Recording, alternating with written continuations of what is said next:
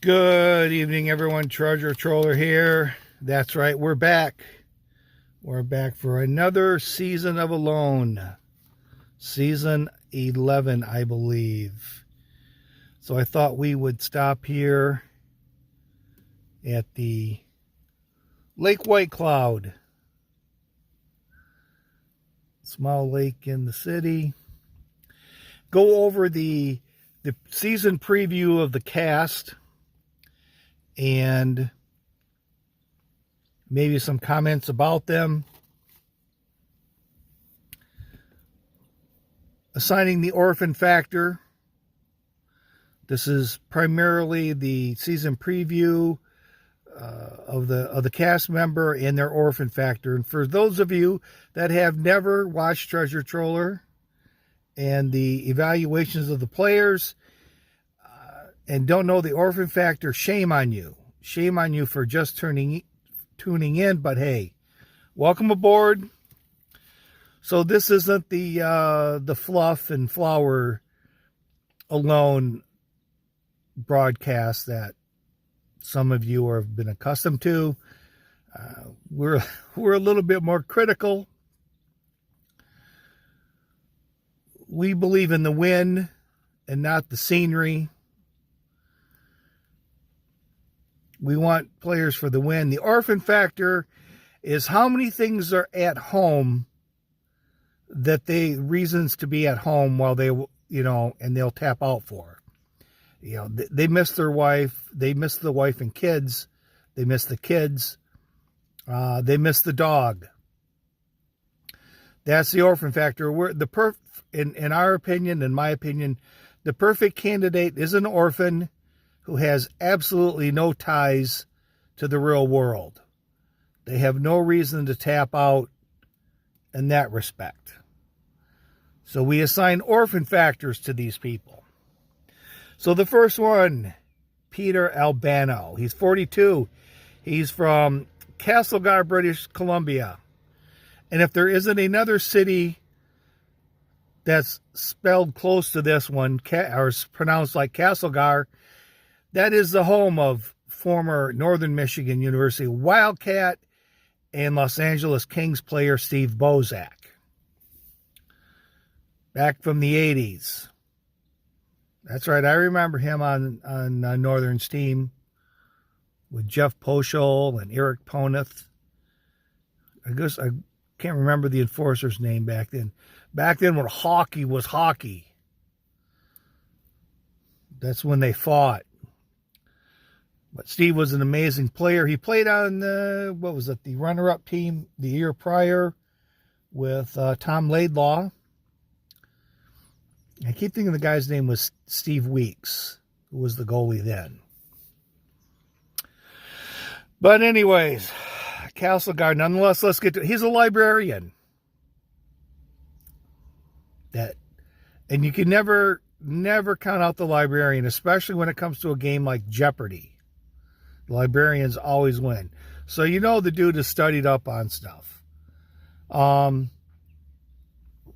He's got a wife and kids at home. He's a younger guy, so the kids are probably kind of young. So we're going to give him an Orphan Factor of 7. The lowest score, the better. So a 0 is a good orphan score. A 10 is the worst. We're giving him a 7. Then we get to, I want to say it's Dusty Blake. My handwriting is terrible. He's 36. He calls himself a hillbilly. He's from Arkansas. He says he's a quick learner. There's no such thing as a quick learner when it's like 30 below. So, being from Arkansas and not living in this type, he's the kid he's the feral kid. Nothing to do but either stay at home and read books or be in the woods, and he was in the woods. So, and you just don't learn when it gets cold. We're going to give him an Orphan Factor of 10. We don't think he stands much of a chance here. Michaela, I can't pronounce her last name. Curry. She's from Saskatchewan, and she's an adventure guide. She takes people out on stuff, all different types of guiding services, from, I guess, biking to walking. So whatever you want, if you got the money, she's your gal. She's experienced in trap lining, and she's not taking any fishing line. No fishing line. She's just taking the net, which I'm not sure is a good idea. These nets seem to get pretty beat up, and the nets seem to be rather ineffective. They can't get them very far out. I think I would have opted for fishing line. I think I would take fishing line over a net and have, we used to call them chalk lines when we fish for suckers. So I'd have about a dozen chalk lines out. She's not married. Well, she is married. She doesn't have any kids. And her husband is a log cabin builder / handyman, and she's taking an axe. So, which means to me, the first thing she's going to do is get there and find a site for her permanent shelter and get to chopping wood.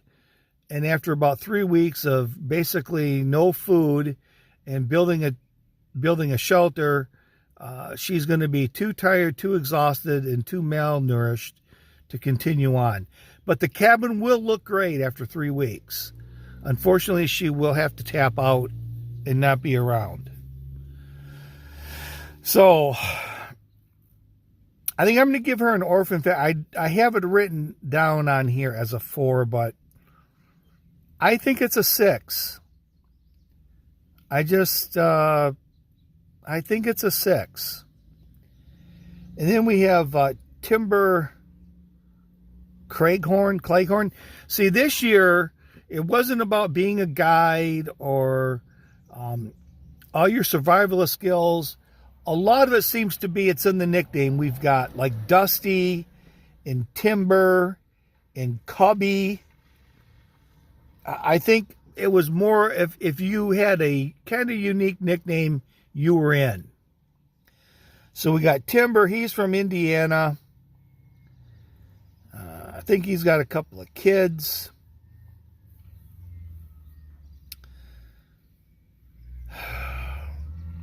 You know, not a cold weather guy. Not a cold weather guy. I'm not sure. I'd have to look if he's married. But I still got to give him an Orphan Factor of about 4. You just live in the U.S. and not in one of the more cold and brutal states. That's a tough one to get over. So we're going to go with 4. Then we have Cubby. He's from Missouri. And he's a homesteader. He has no kids but a wife.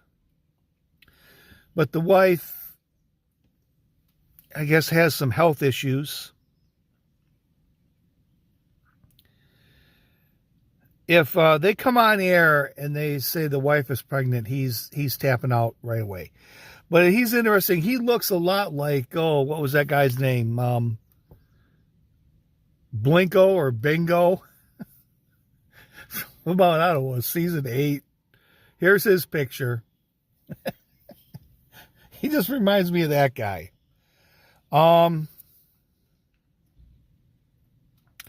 He just has the wife at home. Well, once again, he's not from one of the cold weather states in the U.S. Depending on the wife's health, if he's right now, he's a 5. I didn't see any interviews of the people other than when they were showing their items, and he briefly mentioned his wife's health. He's a 5 right now, but if he comes on and says anything about his wife, especially if his wife's being pregnant, he is a 10. He is out the next day. Then we have Bill Larkham. Now, this guy, to me, is a little bit of he's the dark horse in the group. He's 49 years old. He's from Labrador. And he is a fisherman. Now, I think right now it's probably a lot of charter fishing and from the boat. But we've never really had someone whose the livelihood was fishing. So if there's anybody that has known people or talked to people that have fished in this area, or I just got a feeling that I got to think he might have a little bit of an advantage. He does snaring as well. He has trap lines. And I think if you're going to win, or if you're going to stay a long time, those are the items you're going to need. In the very beginning, you need fish. And then when the weather gets a little colder, then the small game comes out. And you have a better chance of snaring some rabbits and whatnot. So I think he's a little bit of a dark horse. I want to see how someone that fishes for a living does well on the show. We're going to give him an Orphan Factor of 3. Then we have Jake Messenger. He's 42 from Iowa. He has a background in survival skills. He has 3 kids, no wife. So he's kind of used, probably with the divorce settlement, used to not having the kids part of the time. Not as big of an issue as if you were married. And he's kind of out to prove something, He's out to prove to the kids that is, that he can better himself.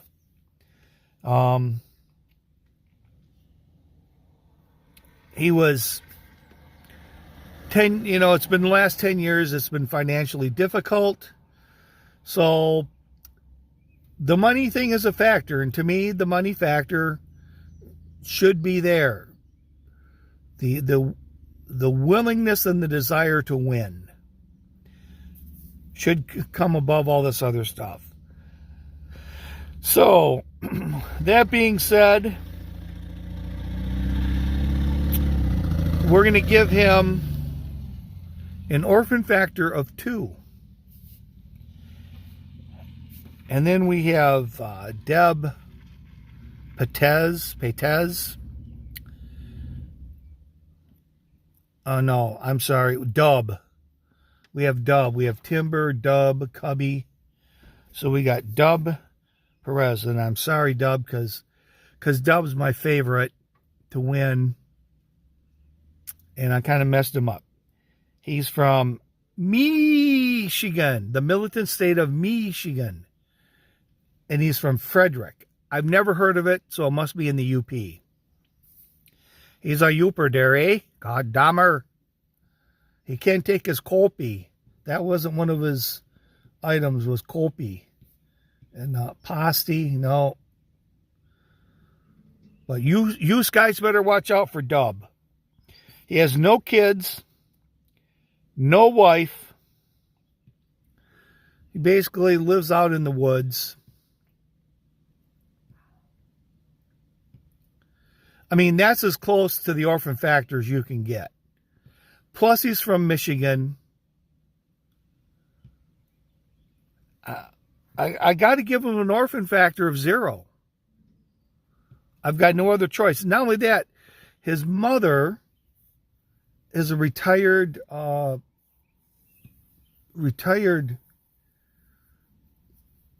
police officer, Michigan State police officer. I think she was did investigations and stuff. So, he kind of said in this thing there where They brought up the Michigan, the law enforcement side of things.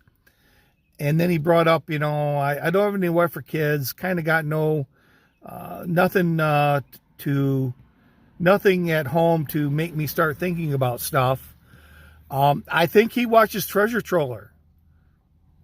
I think he was like speaking to Treasure Troller when he was mentioning these things. So Dub, I think you're watching, and no, maybe you could have your mom email me. We could come up with some pretty interesting murder cases, investigations she worked on. He's a homie, so I got to go with the hometown favorite. I got to go with Dub. Orphan Factor 0. Good job, Dub. Excellent. That's peak alone right there. That is peak alone.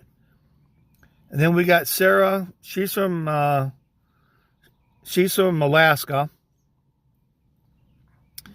She's like they have like I think a fishing lodge or something.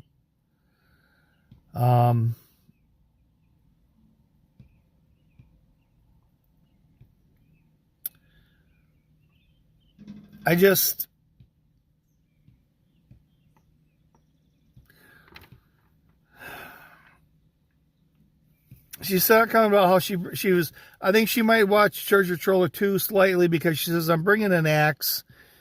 I'm sure that some of these people know Treasure Troller does not like the axe. Taking an axe to me is a wasted thing. That saw is much better than the axe. Taking the axe, not good. She says, well, I'm using it to chop through the ice. So she put a little disclaimer in there. I don't know. Orphan Factor 6.5. And then we come to Isaiah Tuck from West Virginia. Take Me Home, Country Roads. And I think they're going to take him home. He's a game warden, state employee, great income, great pension, health insurance that most would die for. He's got 2 kids. He considers himself a family guy. Right there. When you mention Family Guy in a loan, that automatically boosts your Orphan Factor high. But I think the main thing that's going to keep him from winning is, I still think there is a bit of a code that he has to live by. Because he certainly doesn't want to see everyone that goes into the woods to try to emulate these people. And I think that sort of for the good of society, for the good of his career, like when things are when start getting tough and he's going to have to go into the 4-corner starve, it's either tap out or do the starve thing. He would never recommend anybody go into the woods and try to starve themselves to accomplish something. I think when things would get when things start getting sketchy, he as a game warden, and even excluding the Family Guy stuff, as a game warden, is going to have to remove himself from the game. As much as I'd like to see someone that spends a majority of their time out in the woods, probably talking with these types of people, around hunters, trappers, fishermen. I'm sure he's gotten all the info on this area from the other game wardens.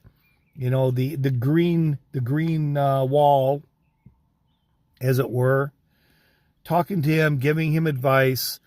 I still think there's just a code that he has to live by, and he expects others to live by.